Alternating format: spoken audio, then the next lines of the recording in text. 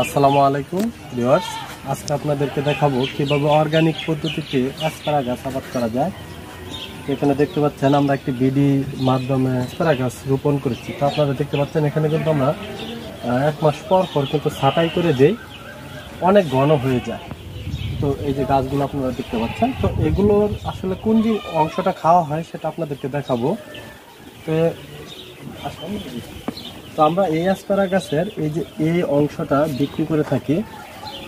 এই যে এরকম যে নরম অংশটা যে হয়, কুশি ছাড়ে লম্বা হয়, সেই অংশটাই আমরা মূলত বিক্রি করি 1200, 1500, 2000 টাকা কেজি। তো এটা সাইজ অনুযায়ী এবং কি কোয়ালিটি অনুযায়ী দাম বাড়ে কমে। তো এইভাবে মূলত আমরা বিক্রি করে থাকি। পাশাপাশি এখানে এটার উপকারিতা কিন্তু অনেক। এটা মূলত ক্যান্সার প্রতিরোধী, পাশাপাশি আরও অন্যান্য যে শারীরিক মানসিক অনেক দিক দিয়ে এটা উপকারী। এটা খাবারের সাথে খাওয়া হয়, মানে তরকারি রান্না করার সময় এগুলো সেখানে দেওয়া হয়।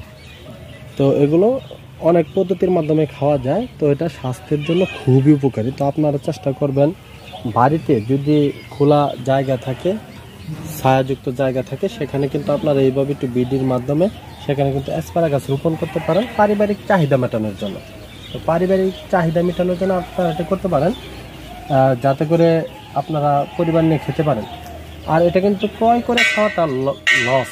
ক্রয় করে খেলে সেটা কিন্তু লাভজনক হবে না, কারণ এগুলোর দাম অনেক বেশি। তো আজকে এই পর্যন্তই। ধন্যবাদ সবাইকে। আসসালাম।